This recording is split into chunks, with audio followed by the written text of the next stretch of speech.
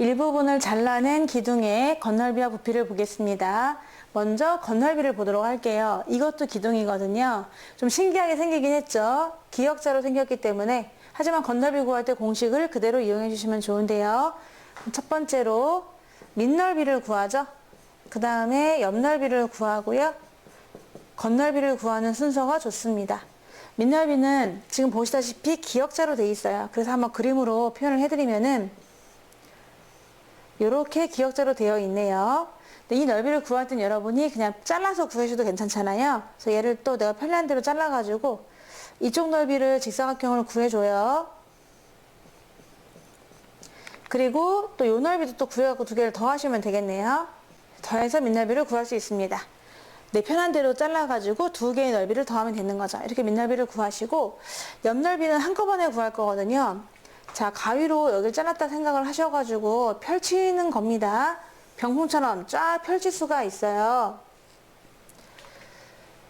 그럼 얘를 펼치려고 보면은 좀 그림을 이해하기 쉽게 하기 위해서 제가 좀 그림을 그려드릴게요. 이런 식으로 됐고, 요 옆에 있는 거는 이렇게 옆으로 되어 있는 거를 옆으로 이렇게 90도만큼 꺾어줄 수가 있는 거죠.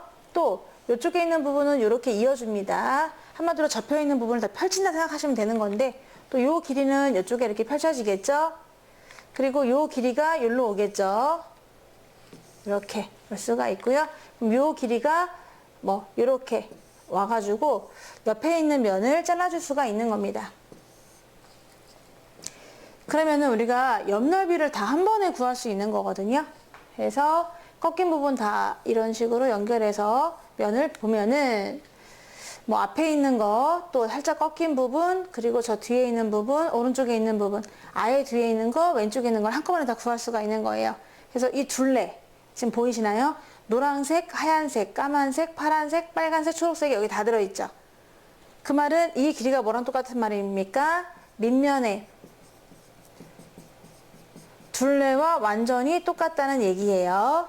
밑면이 노란색, 흰색, 검정색, 파란색, 빨간색, 초록색으로 되어 있잖아요. 노, 흰, 검, 파, 빨, 초 이렇게 되어 있는데 그거를 다 옆으로 병풍처럼 쫙 펼친 거거든요. 그럼 옆넓이를 한꺼번에 구할 수가 있는 거야. 그럼 이 옆넓이는 뭐야? 밑면의 둘레 곱하기 높이를 해주면은 옆넓이를 한꺼번에 구할 수 있다. 그런 뜻이 되겠습니다. 마치 아주 길다란 띠를 접어가면서 옆면의 벽면을 만들었다 이렇게 생각하면 되는 거죠. 그래서 옆면의 넓이를 구할 때는 밑면의 둘레가 가로가 길이가 됩니다. 펼치면은 가로의 길이가 되는 것이고요. 또 곱하기 높이를 해서 옆넓이를 또 따로 구해 놓습니다. 그럼 이제 다 끝난 거죠. 기둥의 겉넓이라고 하는 것은 밑넓이가 이런 게 두 개가 있다. 거기다가 위에서 미리 구한 옆넓이를 구해주시면 겉넓이를 구할 수가 있습니다. 부피는 쉬워요. 아까 이것처럼 구한 밑넓이 있죠? 그래서 부피를 구할 때는 밑에 있는 기역자를 잘라서 구해놓은 밑넓이에다가 그런 게 높이만큼 쌓여있다. 이런 뜻이 되는 거니까 곱하기 높이를 해주시면 되겠습니다. 문제를 좀 볼게요. 잘라내고 남은 입체 도형이거든요. 여기에서 겉넓이를 물어보았습니다. 그럼 난 순서대로 풀어보도록 할게요. 먼저 밑넓이를 구할 거고, 그리고 옆넓이를 구할 거고, 마지막에 겉넓이를 구해보겠습니다. 밑넓이가 얘네가 약간 또 기역자처럼 생겼거든요. 그래서 이 넓이를 구하는 거니까 한번 그대로 그 모양처럼 그려보겠습니다. 이렇게 생겼네요.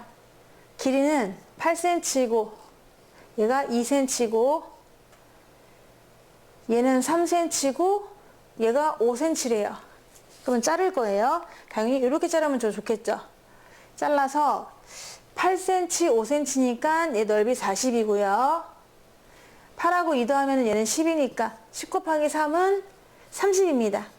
그래서 밑넓이가 나왔는데 두 개를 더해가지고 70이 되는 거예요. 옆넓이를 구해볼 건데 옆넓이는 밑면의 둘레라고 했거든요. 그래서 쟤를 쫙 펼치면은 이렇게 병풍처럼 그려지게 될 거예요. 8, 5. 이것도 한번 색깔을 한번 길이로 표현해 보도록 하겠습니다. 8cm, 5cm, 2cm, 3cm, 그리고 얘네가 10cm가 되겠네요. 10cm, 그리고 8cm 이런 식으로 그림이 그려질 것 같아서 얘도 그렇게 표현을 해보면은 먼저 8cm가 있었고요. 그리고 5cm가 있을 거고 2cm가 있고요. 3cm가 있고요. 그리고 10cm가 있고 그리고 8cm가 있는 겁니다. 이렇게 해서 이제 끊기게 되는 거죠. 옆면을 쫙 펼쳤다고 생각을 한 거예요. 그러면 이렇게 직사각형이 나오게 되는데 이 길이는 밑면에 둘레라는 걸 좀 강조하고 싶었어요. 둘레를 한번 구해보는 거죠. 일일이. 그럼 요거를 또 둘레를 구할 때도 일일이 구할 필요가 없는 게 다 더한 것도 답이 나오긴 하겠지만은 지금 이렇게 밑면이 생겼는데요. 따져보면은 얘랑 더하면은 또 그게 얘가 되거든요. 그래서 얘가 두 개 있다고 생각해도 괜찮아요. 그래도 마찬가지로 얘랑 더해도 얘가 되거든요. 그래서 얘가 두 개 있다고 생각해도 괜찮은 거죠. 그래서 다른 거 따질 필요가 없이 요 길이가 8이었고요.